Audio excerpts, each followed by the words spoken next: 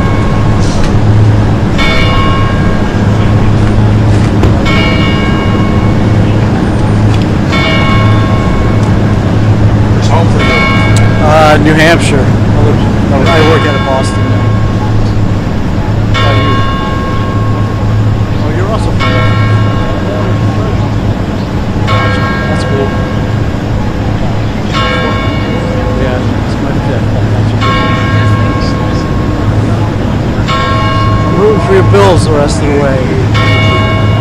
Who were you rooting beforehand? Well, I'm a Jets fan, so I don't root for anybody pretty much after Halloween. Usually football season's over by November. Is Rex Ryan coming back? No, I don't think so. I think they're going to try to get Aaron Glenn. Which would be great. I liked it. You know, he was one of my favorite players when I was like, in high school. So. I don't know. Their organization's such a disaster. No matter who we get, we'll ruin them. So. Yeah. Well, I always rooted with Buffalo. Thurman Thomas running all over the Jets. Just Thurman Thomas could not be stopped every day.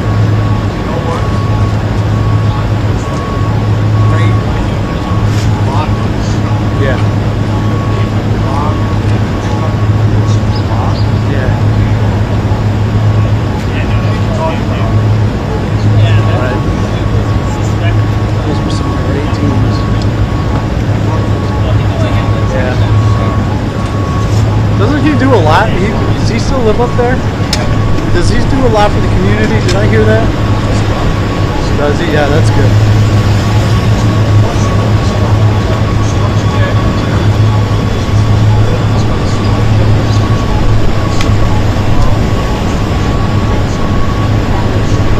Oh, really? Yeah. That's cool. Yeah. That's what you want, right? Yeah. That's, you know what? They're all jobs, right? No matter what you do.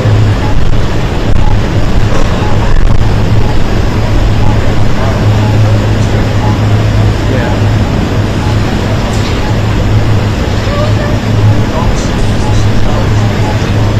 Right. Yeah. Right. Yeah.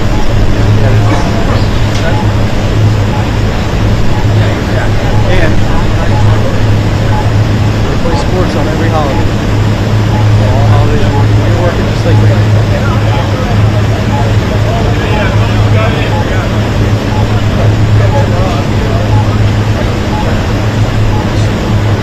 Right.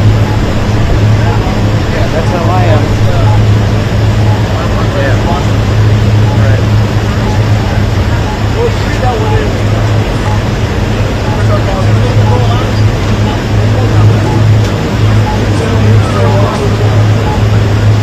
So for the reception, this will be the president and the first lady, and then when they do the four across, they'll step over. They should step over like this, but we'll see what they actually do. Correct. Yep. Sorry. Yep. Dr. Biden for reception. So President-elect, when he arrives, they will stand here. He should stand here. Correct. Yeah. Don't use camera left. You're a camera person. I thought I can still never use that camera. We'll do that.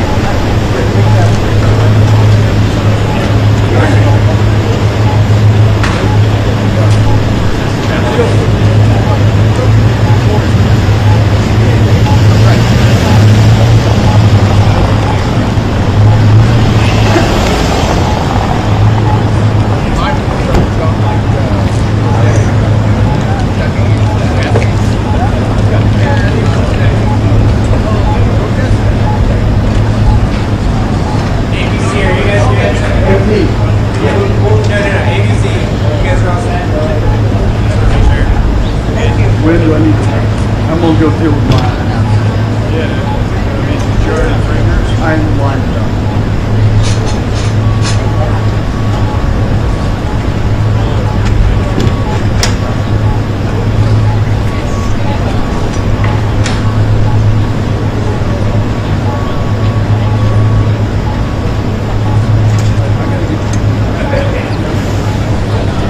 Once I will set my cameras on the snow.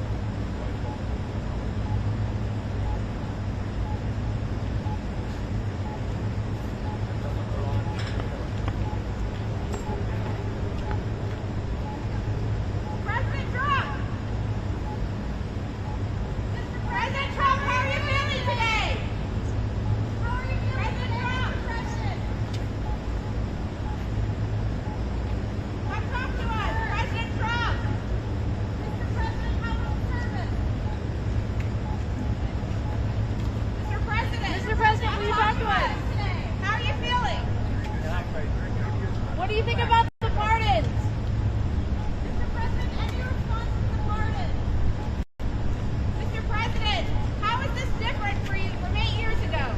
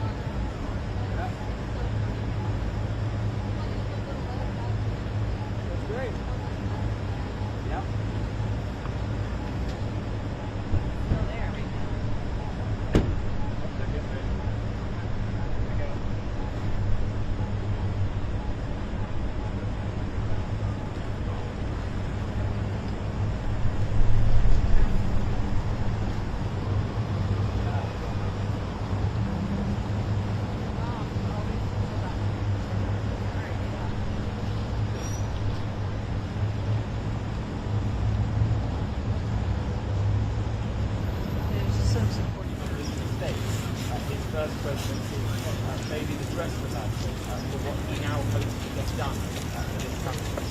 For a little over half the country, for this one, it is a moment to celebrate, a moment to excite. For a minority of the country, this is different. This is a moment of angst, to say the least.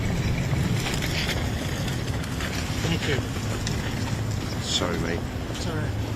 Thank you for pointing that out.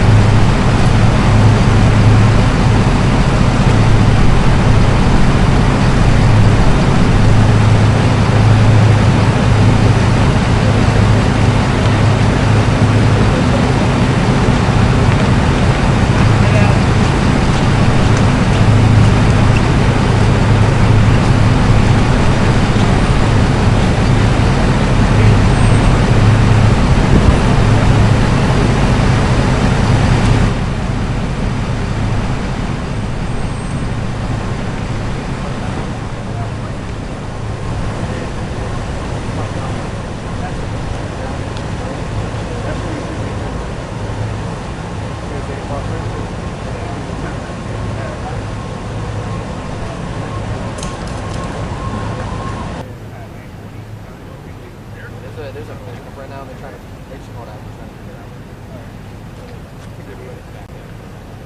I guess we'll have to wait.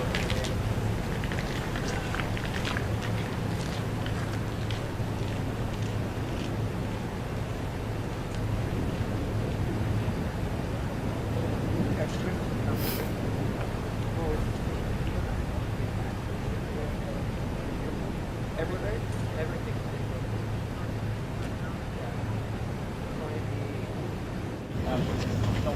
Yo. Yo. Their house, the residential guest house where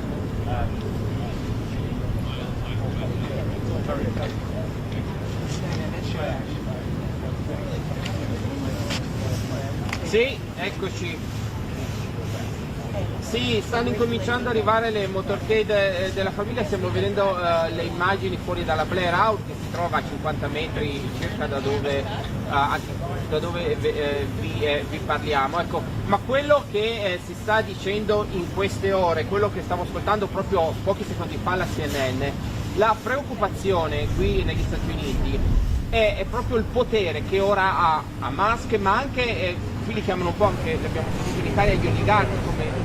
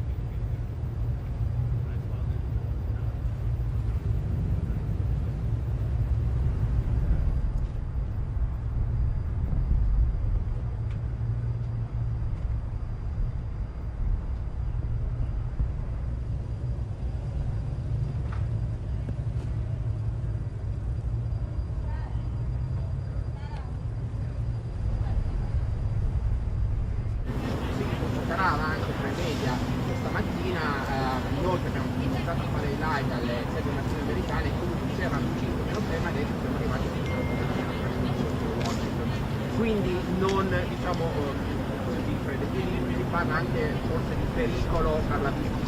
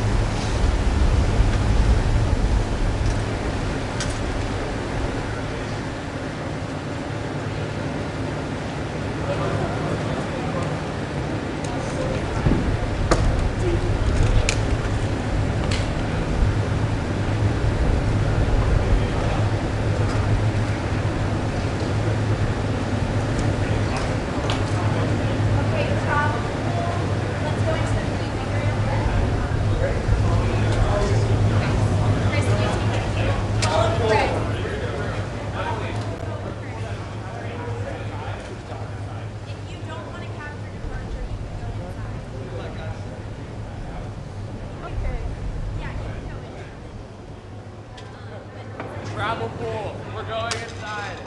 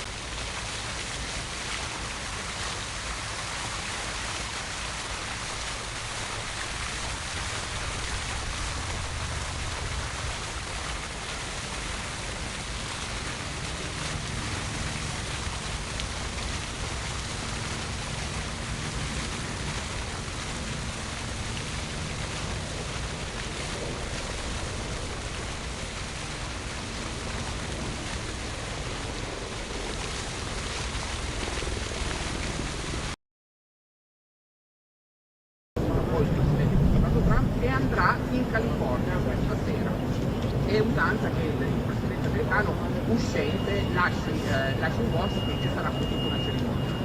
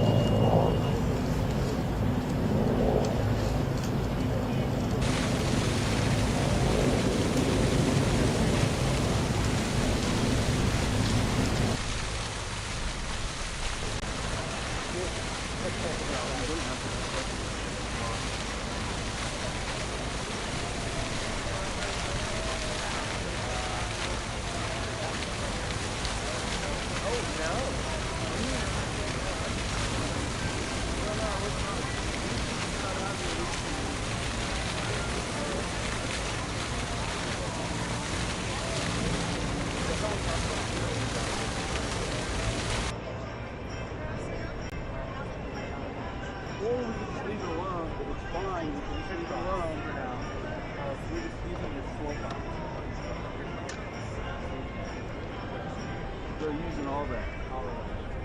Yeah, so what you do is you got a piece of tape.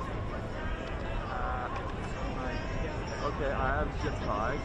Hold that there. I got actually everything there. There we go. This will be the trick.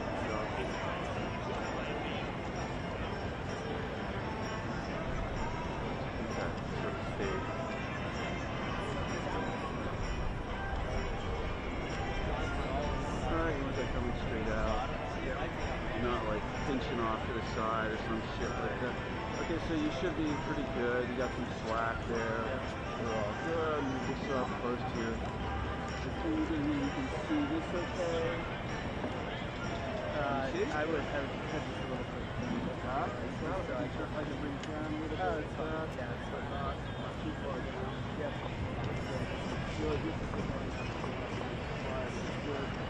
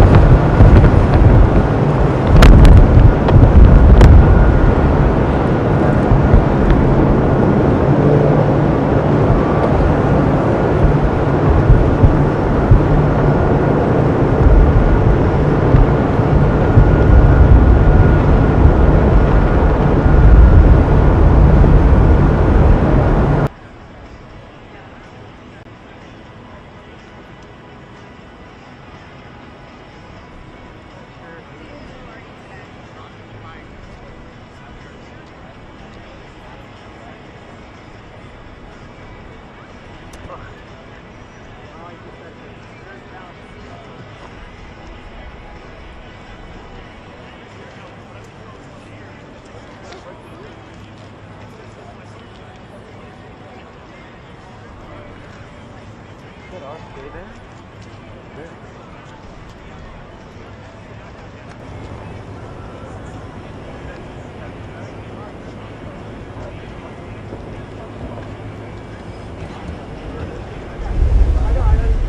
Oh, for the parade. So this is not the parade. That's why.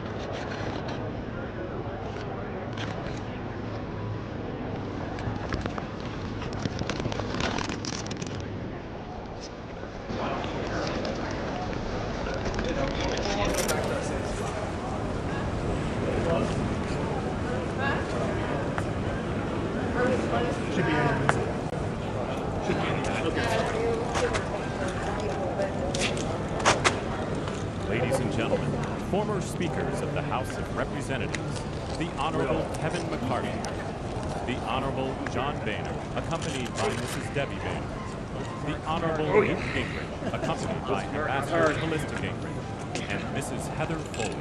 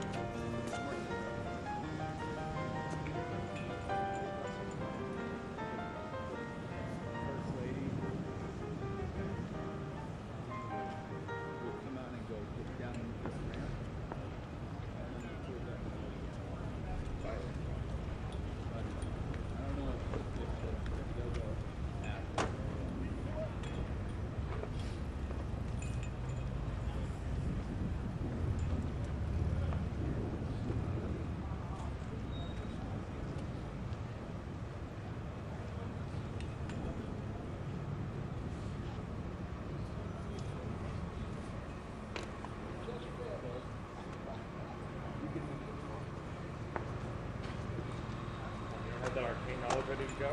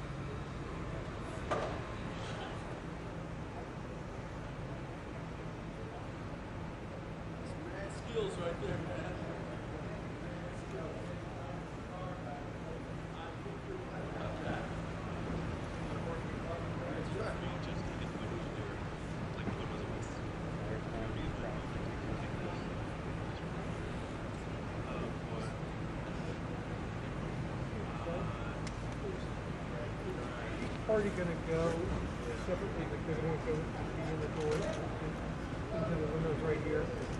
Like Yes. Spouses will go first. The second spouses will go Okay, first. so everybody will go in right here. Everybody's going to go, one car at a time. They'll fill up and leave. The next one comes up. Okay. Not yet.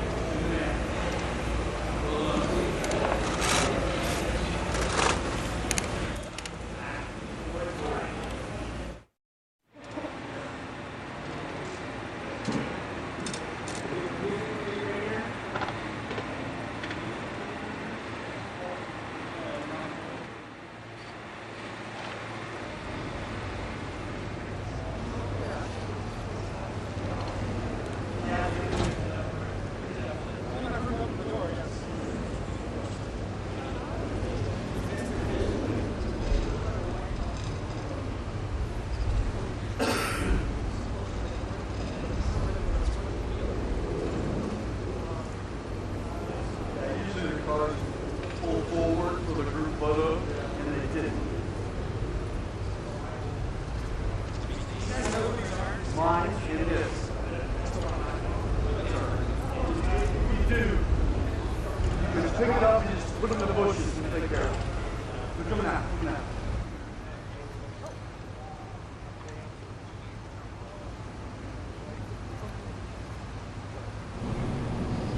We're seeing now these first images of the people leaving the White House after these private meetings. That was just Second Gentleman Doug Emhoff and Usha Vance, J.D. Vance's wife. He's the incoming vice president, of course.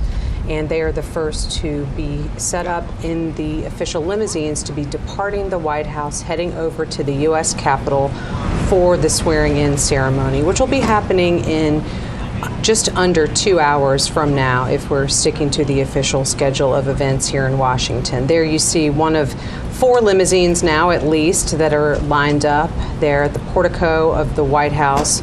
We'll be taking Doug Emhoff and Usha Vance off to the U.S. Capitol. They are departing now. We expect next to see Vice President Kamala Harris and the incoming Vice President-elect J.D. Vance exiting next and getting into their limousine to be taken off to the U.S. Capitol.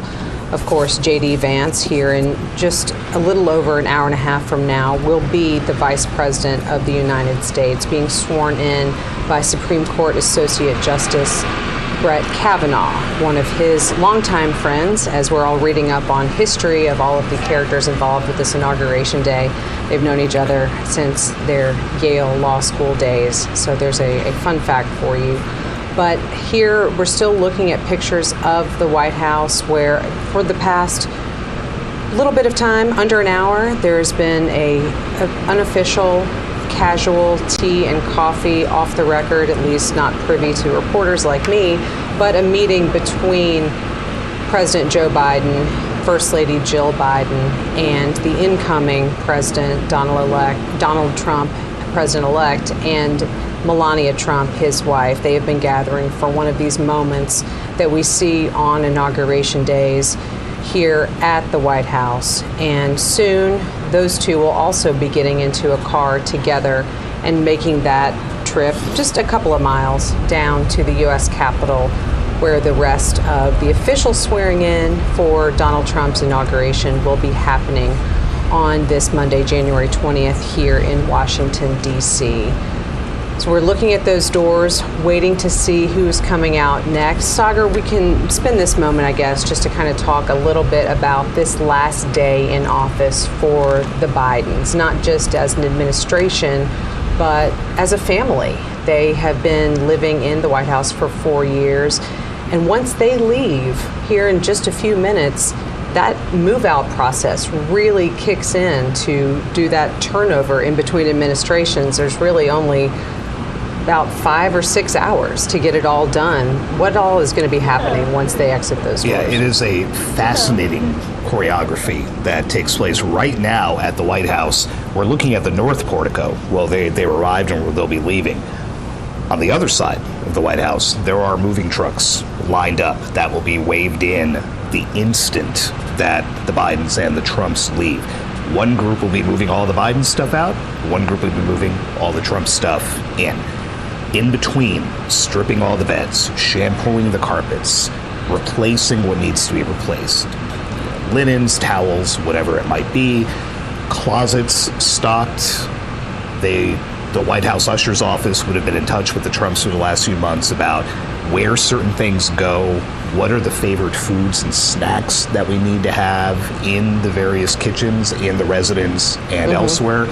We know all about Donald Trump and his penchant for Diet Cokes. You can rest assured that there is a lot of Diet Coke on hand, at least on the White House driveway right now. So, yeah, they've got about 4 or 5 hours of controlled chaos, as one former White House official put it, to get all the old First Family stuff out and make sure that when the new First Family comes in, they're good to go. They're not having to root through boxes like the rest of us when we move into a new place and, you know, where is that stuff in the kitchen, or where did we put the bike pump, whatever it is.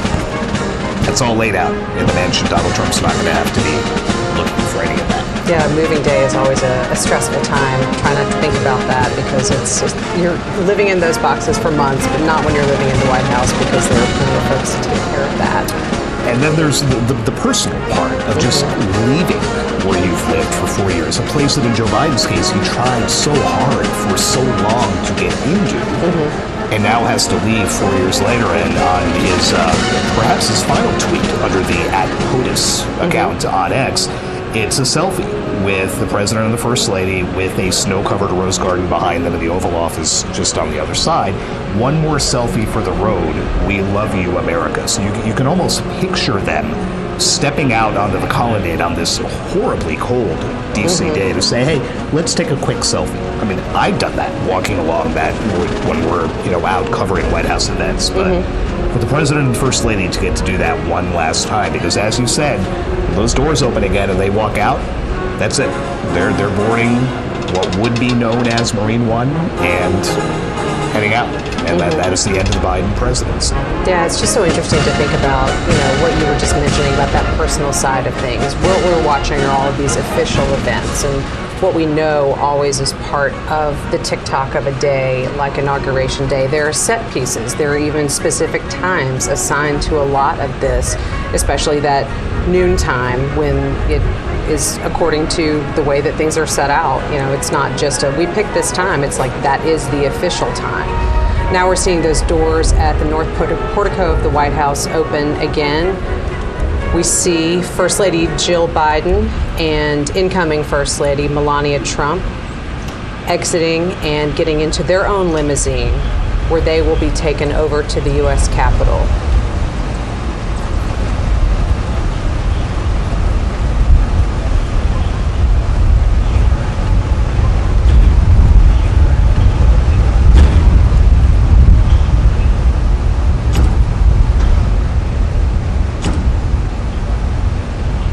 As we think about these situations, Sagar, we have talked a little bit about the outgoing president and the incoming president and kind of what they might share in casual conversation.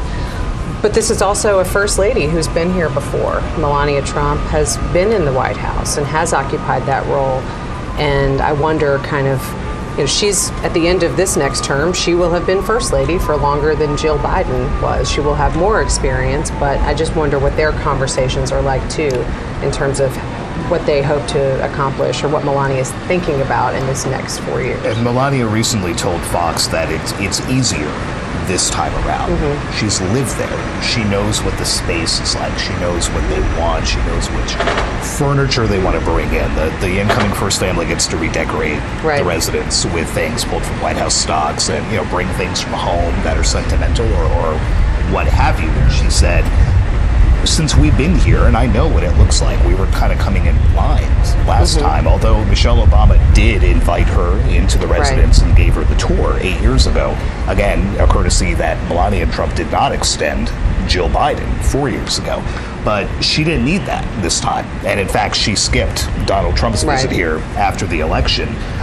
She knew what it was about, and she knew what she was getting into, and she seemed visibly more comfortable in this interview with the prospect of moving away from Trump Tower and moving away from these big gilded residences that they have in Florida and elsewhere, and moving into the White House, and taking pains to note that Barron Trump will have a bedroom in the White House for when he comes home to visit from college. He's not the little kid he was during the first Trump administration. He's now about, I think, taller than his father. Now it's a little bit jarring to see, frankly. He has definitely grown up and attending colleges in New York City. Now we see Vice President Kamala Harris and incoming Vice President J.D. Vance making their exit. Let's listen in as they depart for the U.S. Capitol.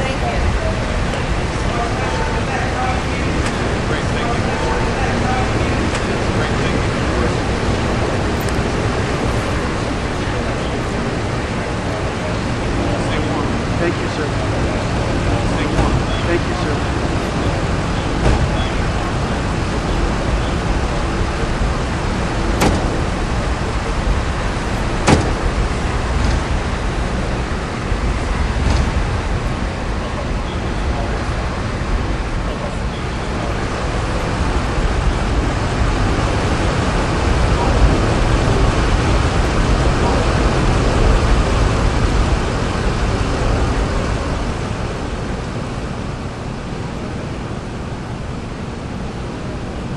there's just one pair left in terms of who we anticipate to be departing the White House and heading to the U.S. Capitol. That will be President Joe Biden and President-elect Donald Trump, who will be getting into what you see there, that limousine that's pulling up here at the north portico of the White House to take them to the U.S. Capitol for Donald Trump's second inauguration. President Biden confirmed as President-elect Trump arrived this morning that he did in fact continue a tradition dating back to Ronald Reagan, now in 1989, of leaving his successor a handwritten note inside the Oval Office. There had been a little bit of question about whether that was going to happen. Donald Trump left Joe Biden a note. Remember, he did not concede the race, still has not conceded it, but he did leave Joe Biden a note. President Biden has refused to divulge what was in that, except he called it shockingly gracious. And Trump himself said that he spent a few days mulling over what to put in it. So President Biden's not saying what is in the note, but he is now the first president to receive a note from the person for whom he then had to write a note. We're full of presidential history and tidbits today, and that's absolutely. It's just one of those circumstances. That's another one that wasn't on the list for this morning, but there it is. Thank you for that. I guess I'm just a nerd, but I do really enjoy learning more about this presidential history. And this is one of those days where we all kind of get good reminders of a lot of different inauguration-related tidbits, particularly. So much rich history here. We would note that when the Trumps arrived, President Biden made it a point to say welcome home to Donald Trump as they approach. So I think the facial expressions will tell us something when they walk out those doors. A lot of smiles and handshakes on the way in, and now the reality of making that final walk out that door and that trip to Capitol Hill. It is kind of interesting to think about this in the context of what we just saw a few weeks ago with former President Jimmy Carter's funeral, where we had the current president and several former presidents and their wives in attendance, seated together, greeting each other kind of backstage before they all came out. And there's always a lot of armchair quarterbacking in terms of trying to figure out exactly what the mechanics are and if any of these folks get along. But as we know, there is the ex-president's club, where only someone who has been through the mechanics of this job really understands other aspects of it. And I think that's something that's important to remember when we have these moments. There are a lot of political disagreements, certainly over a variety of different issues, but it is a select few people who really have been there and understand the gravity of the office. And it's what America wants to put on display every 4 years, right? January 20th is the day to show the world, yes, this campaign was bitter. It was nasty. You and I were out there enough and heard these speeches. But when it comes time and the election happens, more often than not, the loser says, you know what, I lost. And the people made their choice. Now we move ahead. Now you make the change. And here we see these doors opening again, where President Joe Biden and President-elect Donald Trump are exiting the Capitol. They're preceded by Senator Amy Klobuchar, Democrat from Minnesota. Let's listen in as they leave the White House.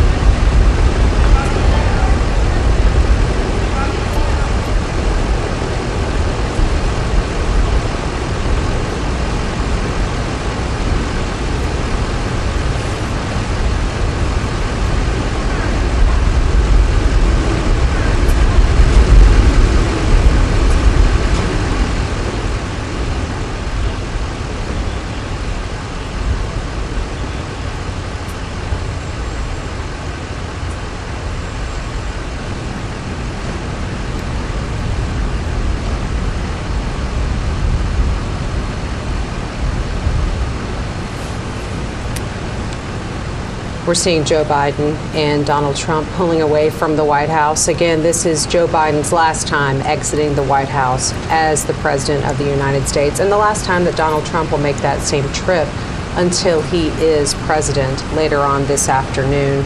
They're making their way over to the U.S. Capitol now, and as they make that relatively short trip, Sagar, I thought we could talk a little bit about some inauguration history.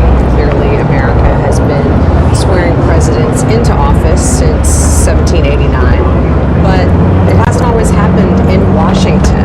Where was George Washington first sworn in? Yeah, where did that take place? It didn't happen until 1801 here in Washington, because in 1789, New York City was the U.S. capital. So George Washington had to go all the way from Mount Vernon in Virginia, get all the way up to New York City.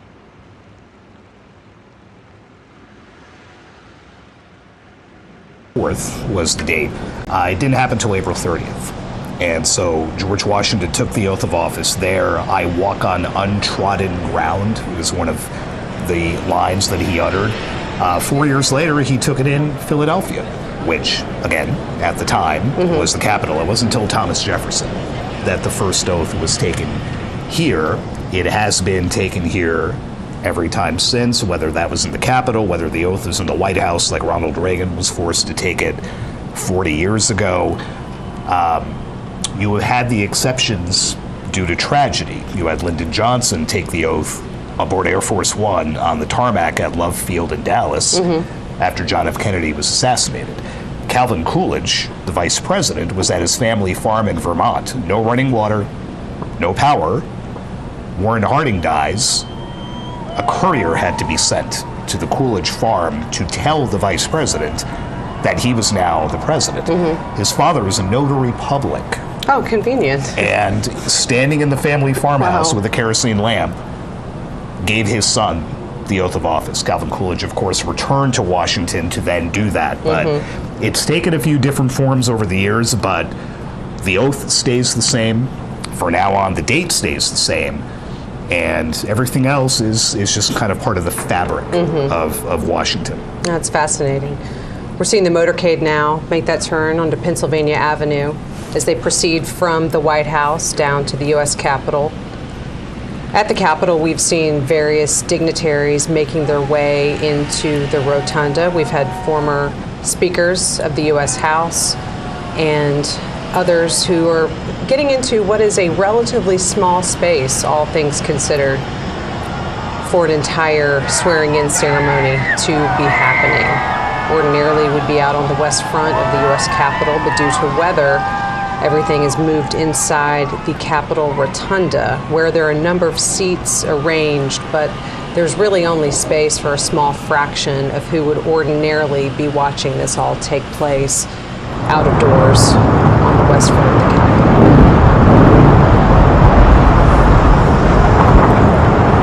We've alluded to it so many times, but it's just so odd, having been in Washington for so long, to look at these streets, and there are basically police officers and a few tourists and what look to be perhaps some construction workers.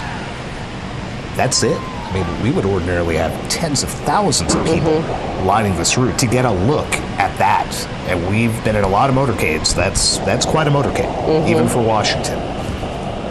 With that look, heading up toward the United States Capitol, decked out in flags, and you can see those flags lining the street to give you a sense of just how cold it is here in Washington. That's the wind whipping those flags. And we saw the wind so intense there at the White House on the North Portico that I saw one of the flags kind of knock one of the Marines' caps backwards when they were holding the doors open for everyone. And it is extremely cold, but also blustery out there. So I'm glad you and I are inside. Yeah, I think we've spent enough time outside for these events to appreciate being inside. But again, that's what has upended years of planning, and kind of sent the district into a bit of a tailspin, trying to figure out security. And again, the ticketing at Capital One Arena, 250,000 people had tickets to watch this happen from the Capitol grounds. That arena sits 20,000. The math is not very good. No, and all those tickets now are considered to be commemorative tickets because they didn't get you access to the Capital One Arena if you had one of those Capitol tickets initially. And I'm sure there are a lot of disappointed people who had come to town hoping to get that viewpoint, but there is the event at Capital One Arena. I'm sure that there are a lot of places around Washington where folks have gathered to watch what is history. Regardless of party, it is still a historic moment to watch a new president taking the oath and it will look different. I mean, this hasn't happened from inside the rotunda in 40 years. So a lot of people who would have been paying attention to all the coverage today maybe weren't so much 40 years ago. So that it'll look different, but it's still part of history. As we said, 600 people fit inside the rotunda. So, for example, the only former lawmakers that have been allowed inside, physically allowed inside the rotunda, are 3 former Republican House speakers. Mm-hmm. Newt Gingrich is there.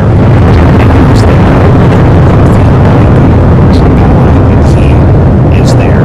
And the House came into session this morning when we recessed, and then we just going to make their way over. That traditional roster of so many folks is not going to be in place this time. Though we do know that a lot of these tech billionaires that Donald Trump has allied himself with, who have flocked to Washington not just today, but in the weeks since the inauguration, have also scored some prime seating near where the president-elect will take his oath. It's always important in these sorts of circumstances to look and see who is in there and then try to telegraph as much as we can what that signifies. And I think we already know in the incoming Trump administration the sort of relationships that he has been working to build with some of those that we're going to be seeing in there. The motorcade is now going to be approaching the U.S. Capitol, where we will see all the people who just loaded up at the White House, then arriving at the Capitol for, in about an hour, we will be seeing that swearing in take place for Donald Trump. Again, there on your screen, you see the U.S. helicopter. It would be Marine One when a president is on board, but otherwise, that is what Joe Biden will be boarding after Donald Trump is inaugurated. That is what will take then the former president and former First Lady off to Joint Base Andrews, where they will begin a trip out to California, purportedly a vacation, an opportunity to kind of reset after their time in the White House has concluded. But for the next hour and change, Joe Biden will still be president, and he will be arriving here at the U.S. Capitol with the incoming president, President-elect Donald Trump, who has been part of this motorcade for the last couple of minutes, coming from the White House. Down there is that shot you see of Pennsylvania Avenue leading up to the U.S. Capitol. Not outside, but inside. He will soon be inaugurated for his second term in office. Here we see some of those shots of the motorcade as they make their way up to the area where all of the parties will be getting out of their limousines and walking into the Capitol. Awaiting them in the rotunda already, you have Congress's top officials. You have House Speaker Mike Johnson, a Republican, who has very closely allied himself with the incoming president, saying to him, it's bright, sunny outside and bright in our heart. Then you have the Senate's top Democrat, Chuck Schumer, who walked in carrying a royal blue cap, and when asked how he feels today, said, feel great about the Bills. Now, that comes after the Buffalo Bills. Schumer, of course, from New York, beat the Baltimore Ravens last night to advance to the AFC Championship. So it was a way for Chuck Schumer to get in a plug for a home state team on the day after a big NFL playoff weekend.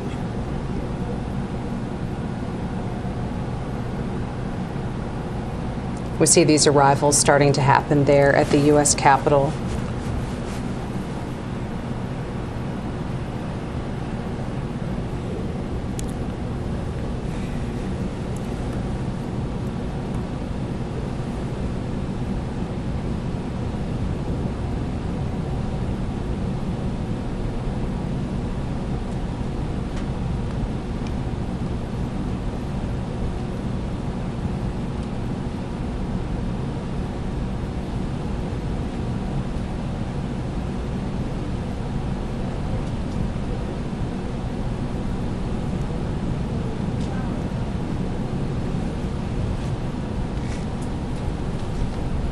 We understand there were some other officials there in the motorcade with the president and president-elect as they were making their way into the U.S. Capitol.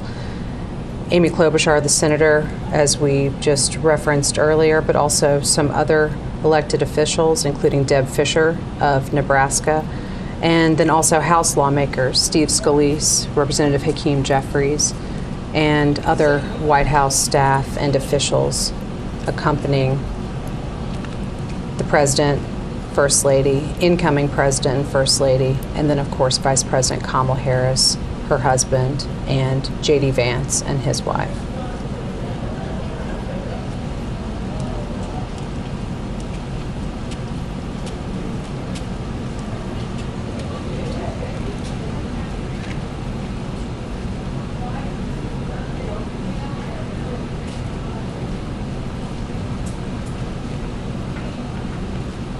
Just got.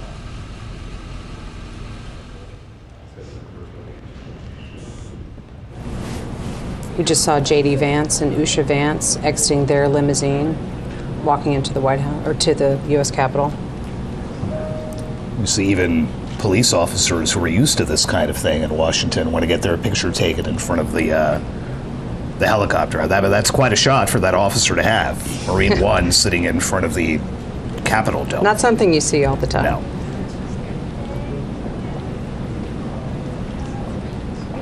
You would note the flags. That one flag you can see flying in front of the Capitol dome back up at full staff after they had been lowered for the Jimmy Carter warning.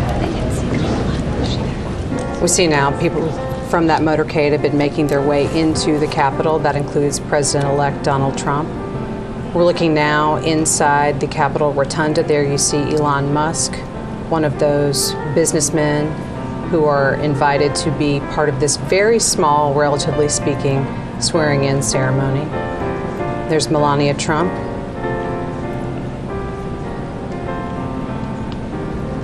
Second gentleman, Doug Emhoff.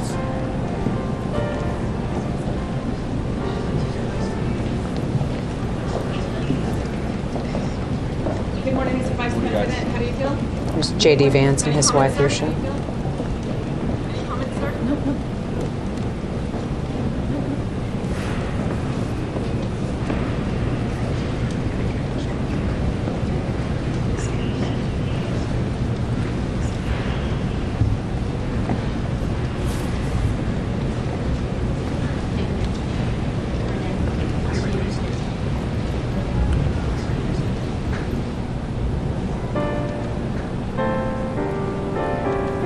And we talked about this Capitol Rotunda really not having a lot of extra space, Sagar, for even those former lawmakers that we would usually anticipate being there for an event like this. But when we see these images and really just kind of note how close together everyone is, there is just not extra room to get maybe even one or two more people aside from what they've been able to plan for. It's a different kind of situation, but shoulder to shoulder. Yeah, and you pretty can much. see in the front in that shot the current members of the Senate kind of crammed together. You had Mark Warner, a Democrat from Virginia, next to John Barrasso, a Republican from Wyoming, who was next to Dick Durbin, the number 2 Senate Democrat from Illinois, all kind of clustered very close together here.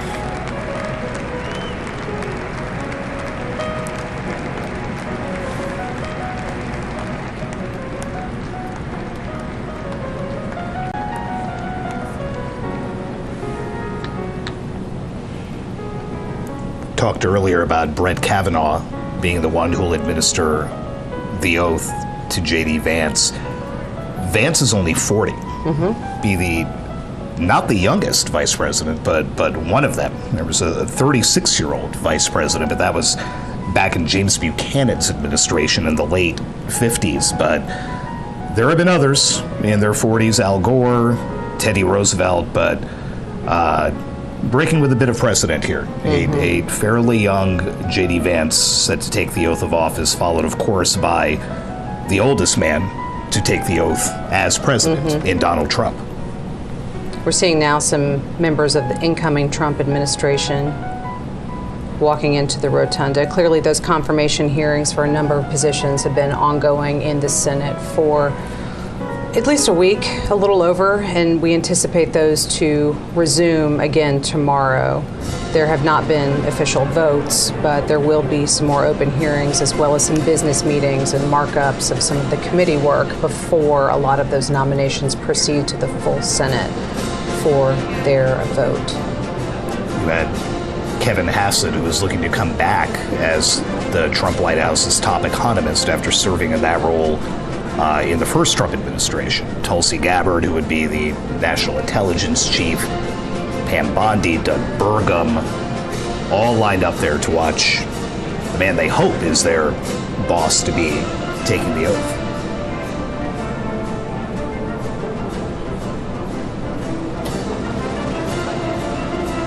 Susie Wiles, White House Chief of Staff.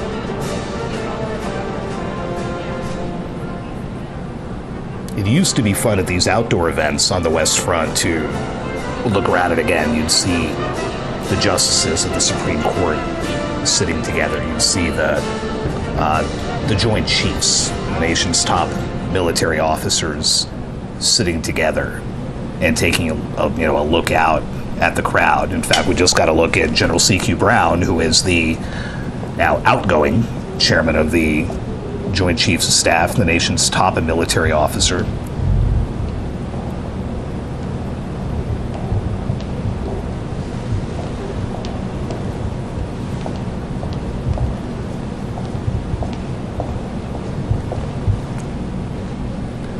Former Vice President Dan Quayle and Marilyn Quayle making their way inside the rotunda.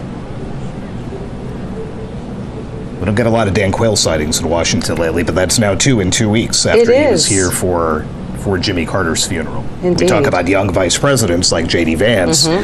Dan Quayle, basically an unknown congressman when George H.W. Bush tapped him to be vice president in 1989.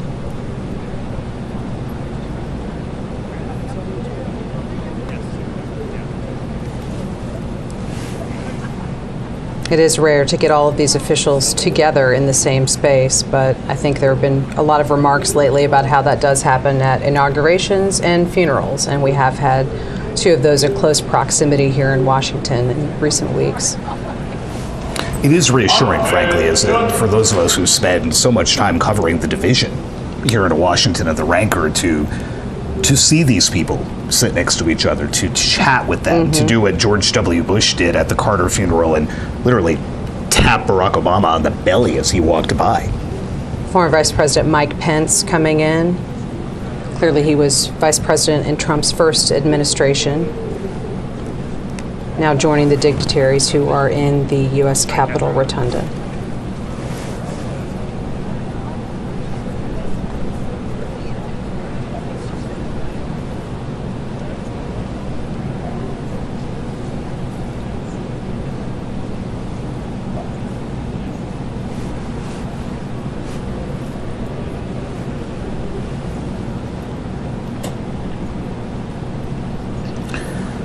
See a lot of Elon Musk today. He will be speaking at the parade of sorts inside Capitol One Arena later today. Has been almost a constant by the president-elect's side since the last time you and I were in this room in November for the election.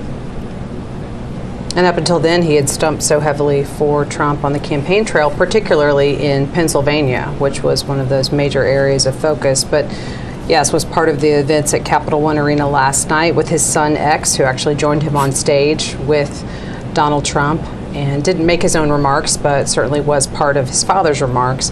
But now we see Musk there again in the Capitol Rotunda and will be the incoming head of the Department of Government Efficiency, not an official government agency, but intended to cut costs throughout the government, something that Donald Trump has asked Elon Musk to be in charge of.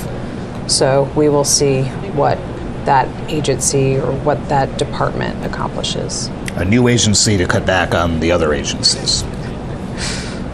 With Vivek Ramaswamy, who we saw earlier, he's there somewhere. There's nowhere really to hide in the rotunda. No, we'll see him. We'll see him pop back up. Not a lot of space.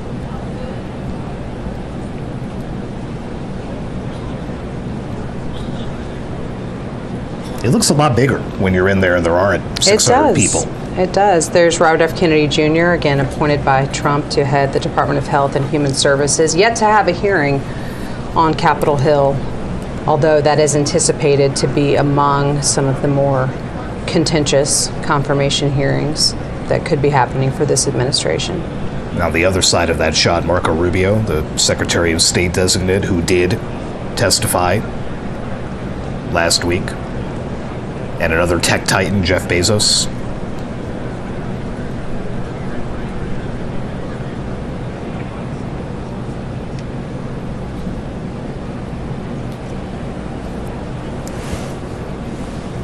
We talked earlier about what's in the Constitution about the inauguration. There's nothing about a parade, there's nothing about balls, there's nothing about how you get to and from the Capitol. It's the date and it's the oath. That's it. Everything else has kind of evolved organically. In this case, evolved due to the weather. But all it prescribes is that by noon, that oath has to be taken. We are just over an hour away from that, and should be approximately 55 minutes, let's say, from Donald Trump reciting those 35 words for a second time.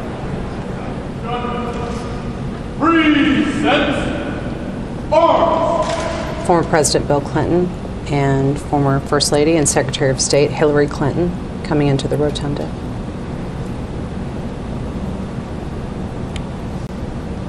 Hillary Clinton said watching Donald Trump take the oath 8 years ago after he beat her in that election was one of the hardest days of her life, but she felt a duty to be there and again to be here today with her husband, the former president.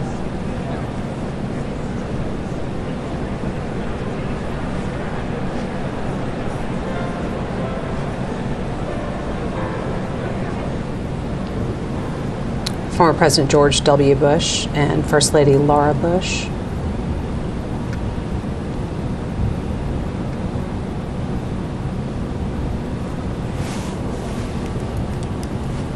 We lamented that the indoors are going to rob us of one of the great visuals from inaugurations past. George W. Bush sitting there in his clear poncho. Yeah, almost looked to be a homemade rain cover of sorts. Yeah, with this being inside, we really don't get to see that winter weather gear, unfortunately. There's former President Barack Obama also coming in, without former First Lady Michelle Obama, who notably said that she would not be attending this inauguration. Also did not attend Jimmy Carter's funeral here in Washington a few weeks ago. Obama's office did not say why the former First Lady would not be here today. They did say she had a prior engagement during the Carter funeral, but again, pointedly, did not offer a reason for her absence today.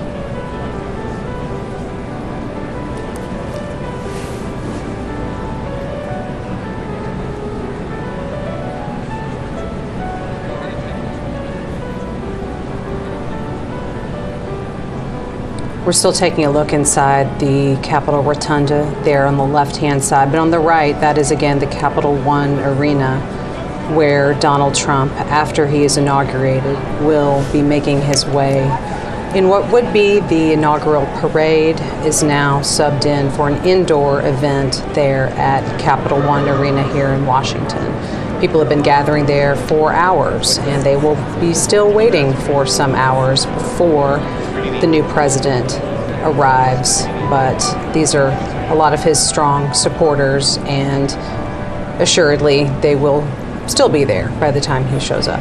And as they watched the images from the rotunda on the big screen inside the arena, some boos as Mike Pence walked in, and then a lot more boos as Bill and Hillary Clinton were shown on there.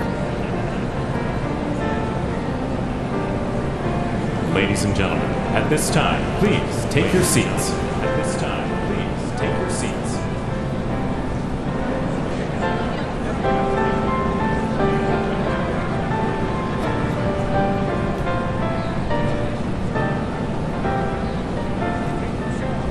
folks in the Capital One Arena are able to watch all of the ceremonies and events from the Capitol Rotunda on the Jumbotron screen there in the middle of the arena.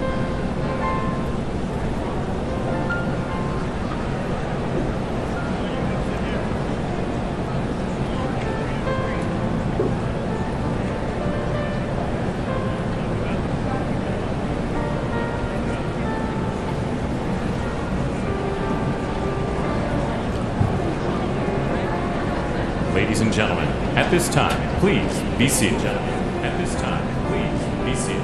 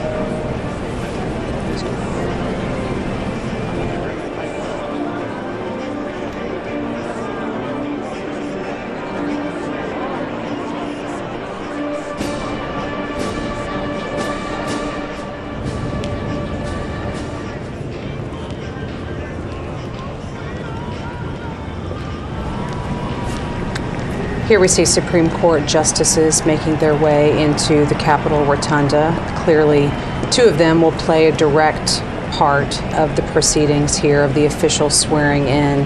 Chief Justice John Roberts will be the one to administer the oath to the president, as is tradition. And then Associate Justice Brett Kavanaugh will administer the oath to incoming Vice President-elect J.D. Vance. Interesting to note his wife's ties to both. You had Usha Vance served as a clerk for Chief Justice Roberts. That is a coveted post in the legal community. And J.D. Vance was once a student in a law seminar taught at Yale by Justice Kavanaugh. And that explains the ties there and the reason that you just saw Brett Kavanaugh walking in ahead of Clarence Thomas, who is the senior member of the court who always asks the first questions during oral arguments before the Chief Justice does. It is always Justice Thomas. And that was a little bit striking to see Justice Kavanaugh, who came to the bench years after Justice Thomas, walking in front of him.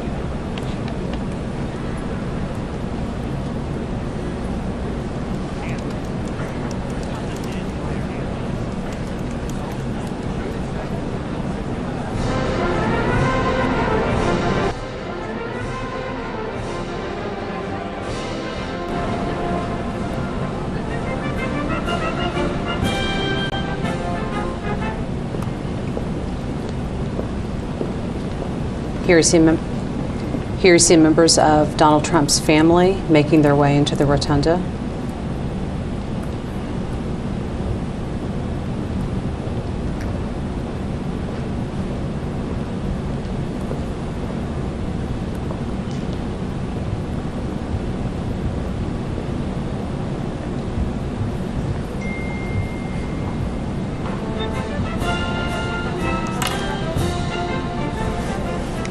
joked about Barron Trump earlier, but that shot of him with the slicked back hair a little bit there is very much looks like a late 70s, early 80s Donald Trump.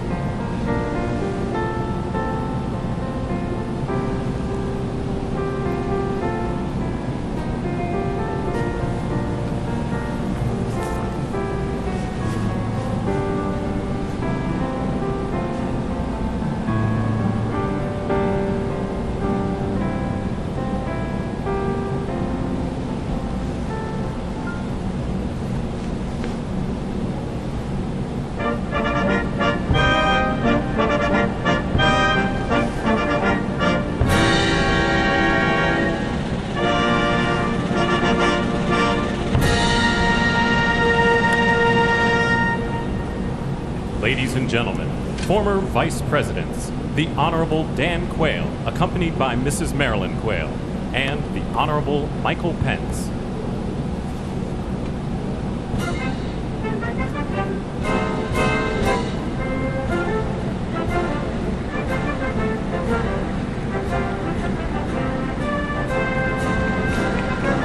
Standing ovation for those former Republican vice presidents who have just entered, Dan Quayle and now Mike Pence, who was Donald Trump's first vice president in his first term in office.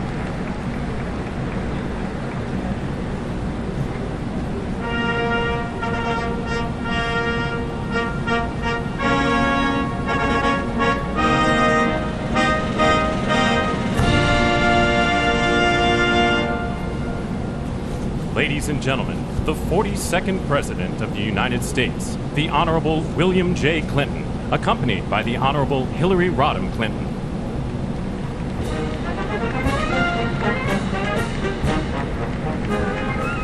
Now the former presidents start to make their entrances into the rotunda. First, former President Bill Clinton and former First Lady and Secretary of State Hillary Clinton.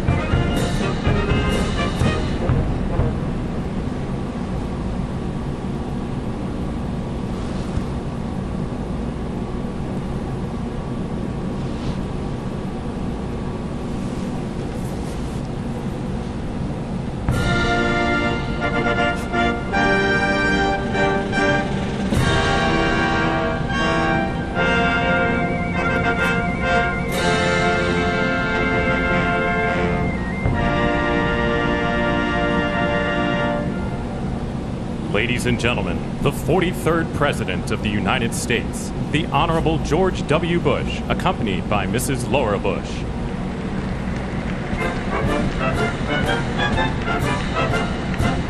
Former President George W. Bush and former First Lady Laura Bush.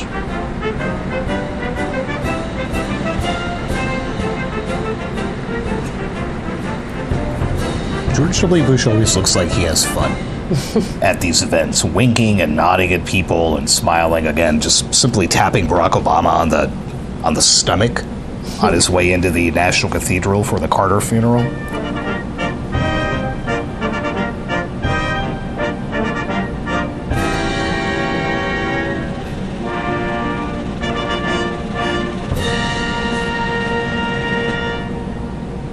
Ladies and gentlemen, the 44th President of the United States, the Honorable Barack H. Obama.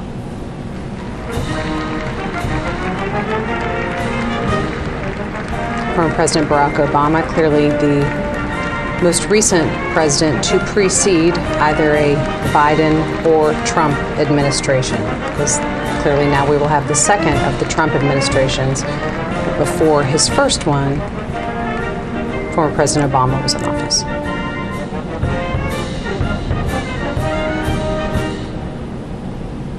I can't believe we haven't mentioned Grover Cleveland yet. How is that?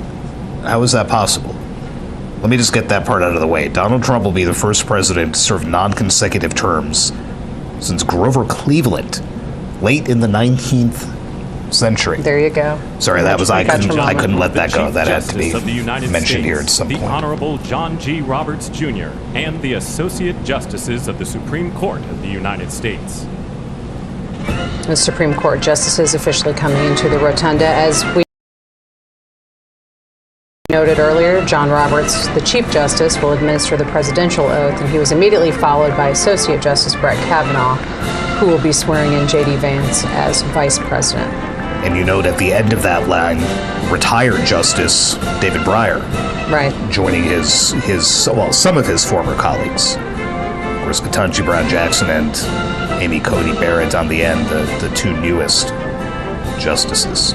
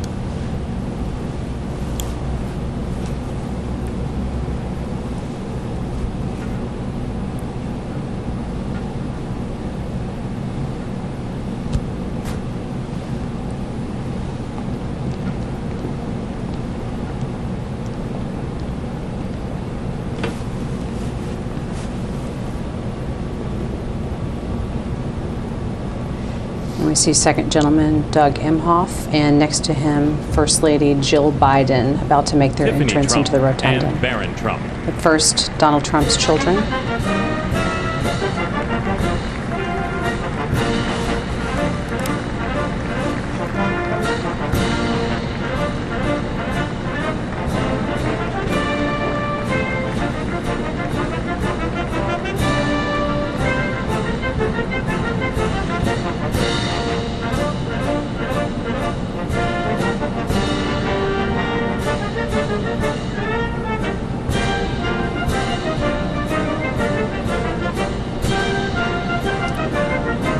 talk about those good seats that the tech titans have. I mean, they are all lined up immediately behind the president-elect's children. So, you know, something went into that seating chart. And you saw Jared Kushner earlier shaking hands with Tim Cook from Apple and Sundar Pichai of Google, right on down the row, Mark Zuckerberg.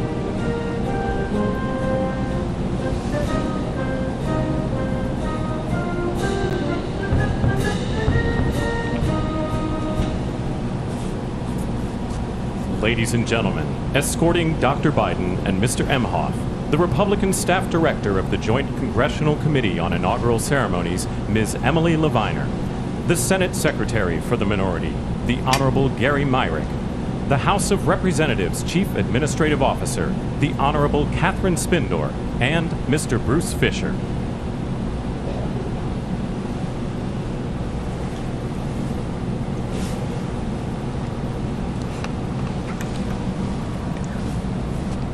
Ladies and gentlemen, Dr. Jill Biden and Mr. Douglas Emhoff.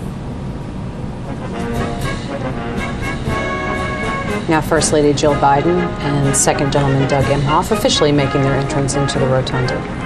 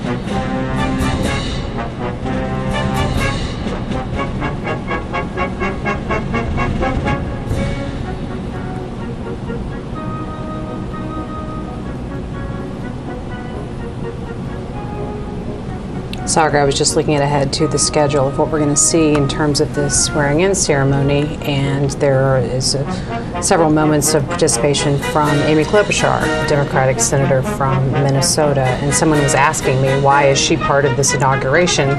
She was not a supporter of Donald Trump, but she is part of the committee that organized this entire inauguration. So it's an official role for her today, in addition to being a member of the U.S. Senate. Someone whose world was upended on Friday after all that work on getting this event together outdoors ended. And here we are inside the Rotunda, but a spot where at least Amy Klobuchar is well familiar from from her time in the Senate.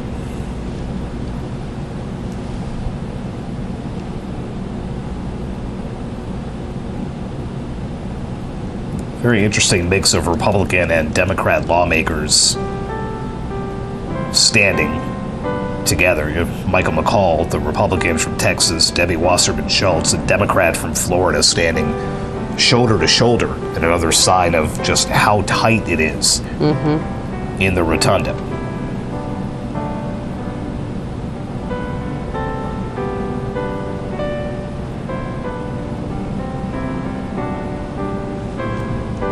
See Melania Trump's father standing in front of Elon Musk and next to Barron Trump.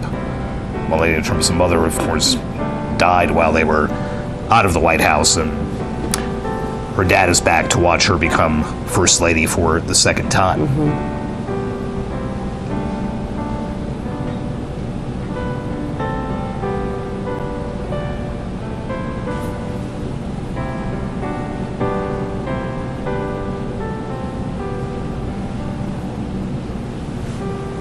According to the schedule that they had put out, and things in Washington rarely, if ever, happen on schedule, except things like the inauguration, should be seeing J.D. Vance take his oath as vice president in about 10 minutes from now. As Brett Kavanaugh awaits actually administering that oath.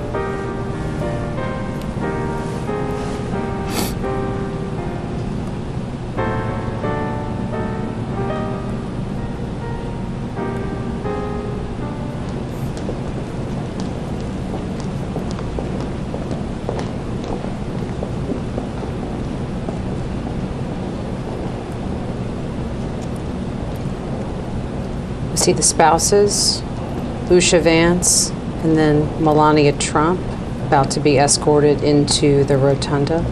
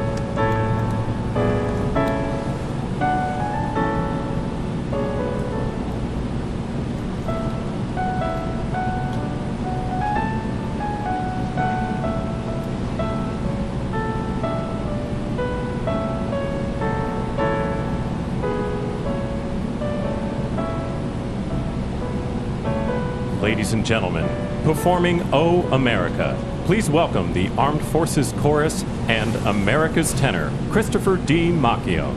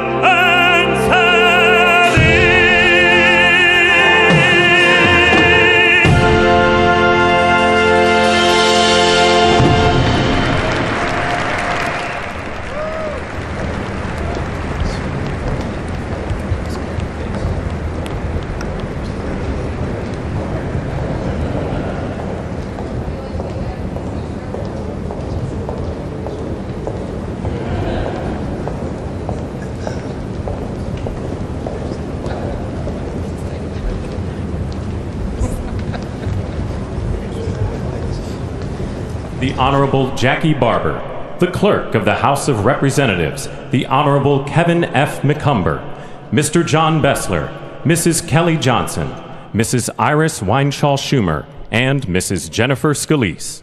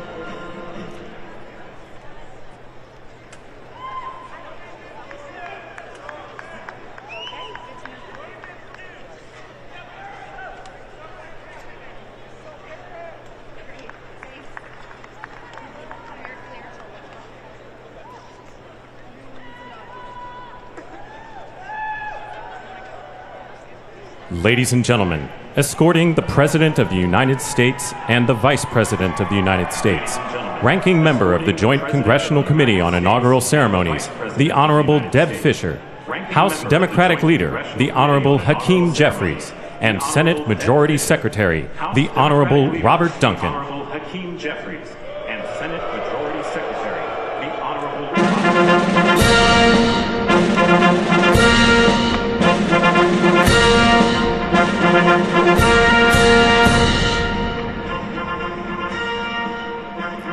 Ladies and gentlemen, the President of the United States, the Honorable Joseph R. Biden Jr., and Vice President of the United States, the Honorable Kamala Devi Harris.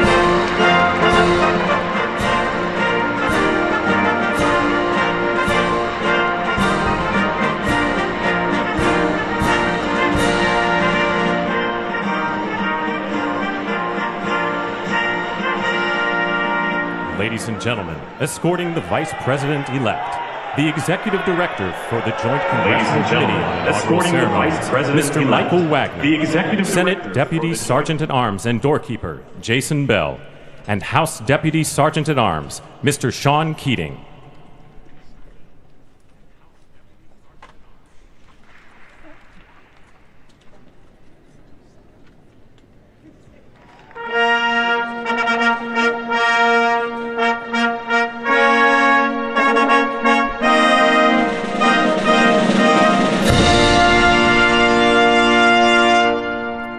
Ladies and gentlemen, the Vice President-elect of the United States, the Honorable J.D. Vance. The Vice President-elect of the United States.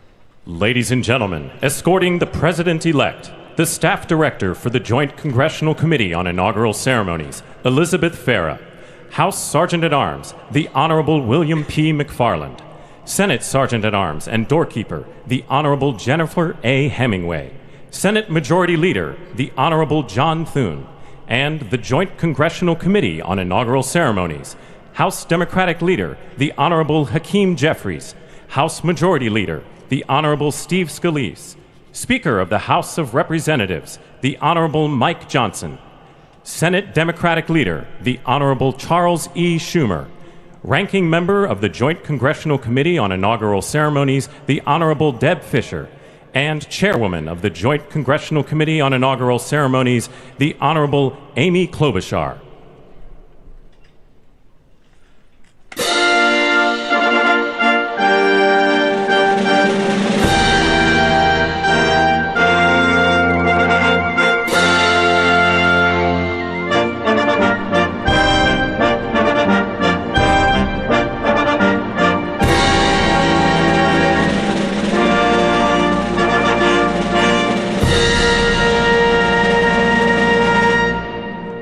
Ladies and gentlemen, the President-elect of the United States, the Honorable Donald John Trump. The President-elect of the United States, the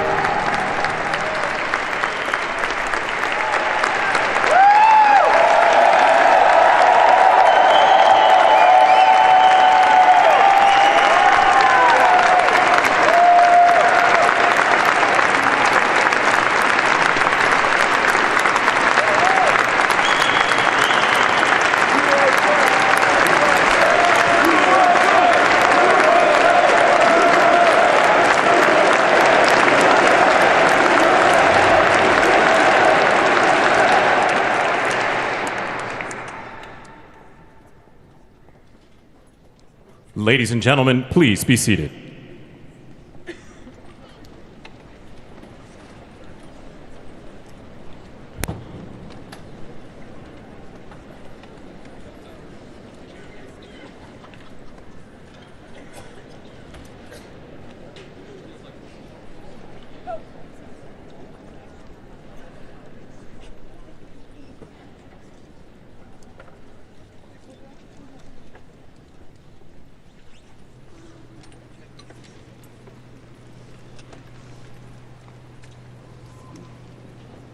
Please welcome the Chairwoman of the Joint Congressional Committee on Inaugural Ceremonies, the Honorable Amy Klobuchar.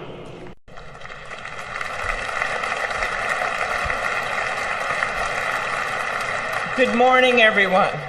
Welcome to the 60th presidential inauguration. Today, President-elect Trump and Vice President-elect Vance will take their oaths of office, and we will witness the peaceful transfer of power at the heart of our democracy.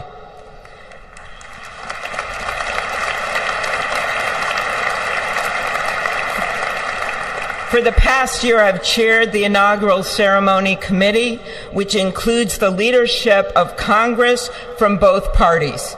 We thank the committee and Capitol staff and law enforcement who worked so hard over the last year, and especially the last 3 days. You've done a beautiful job, and you have shown grace under pressure.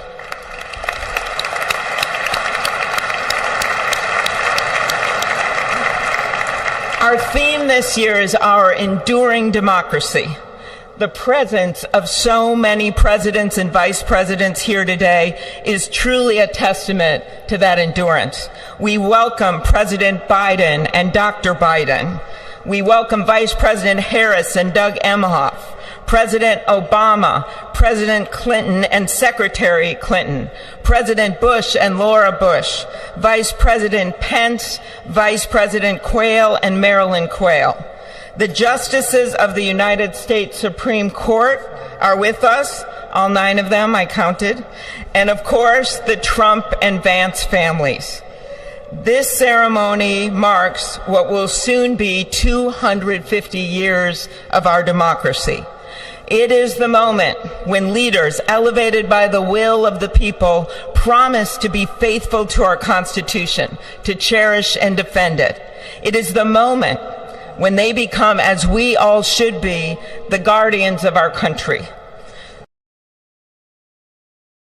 Through war and peace, through adversity and prosperity, we hold this inauguration every 4 years, and today it falls on Martin Luther King Day, a further reminder that we must strive to uphold the values enshrined in our Constitution, the freedoms, the liberties, and, as is inscribed on the entrance of the United States Supreme Court, equal justice under law.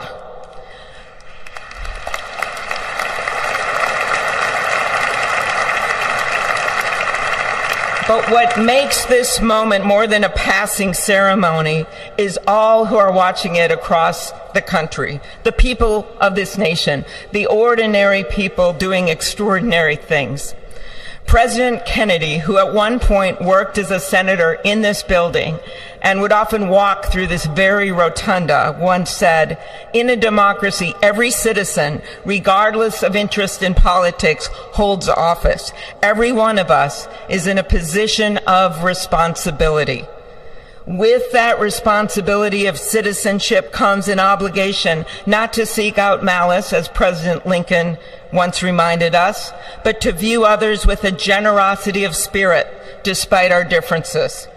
With that responsibility of leadership comes an obligation to stand our ground when we must and find common ground when we can. With everything swirling around us, the hot mess of division, it is on all of us, to quote an incredible songwriter who just happened to be born in my state, to ensure that our nation's democracy is our shelter from the storm. There's a reason this ceremony takes place at the Capitol. In other countries, it might be in a presidential palace or a gilded executive office building. Here it is traditionally held at the Capitol, the People's House. It is a fitting reminder of the system of checks and balances that is the very foundation of our government. 3 equal branches of government. That is how, for nearly 250 years, our great American experiment, grounded in the rule of law, has endured. So, as we inaugurate a new president and vice president, let us remember that the power of those in this room comes from the people. The construction workers who build our country, the teachers and healthcare workers who nurture us, the troops defending our freedoms, and yes, the firefighters in Los Angeles putting themselves on the line for us.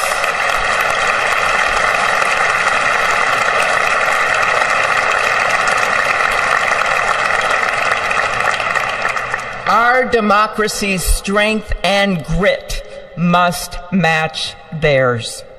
May God bless our nation. Thank you.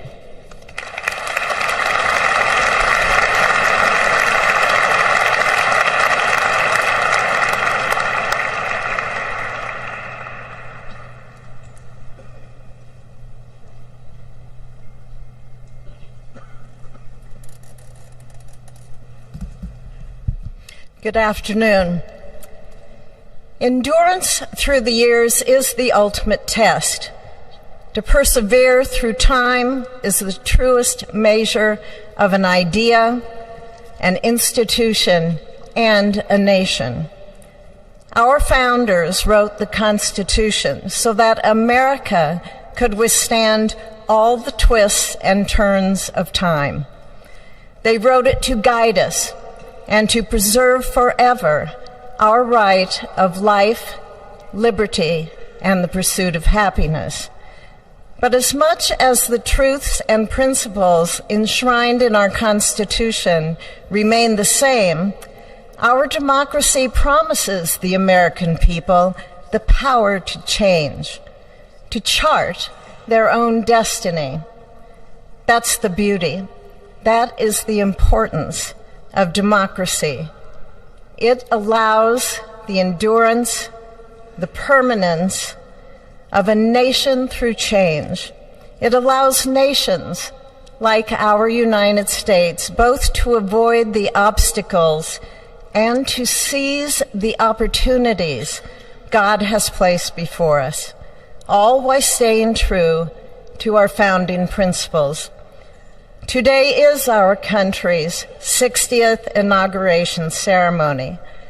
Like all the others before it, it is a celebration of our right to set our uniquely American course. The past several years have been trying at times for many, many Americans, and also for the nations of the free world that we humbly strive to lead. In November, Americans chose again to steer this nation towards greatness, the secure, safe, and prosperous future that our founders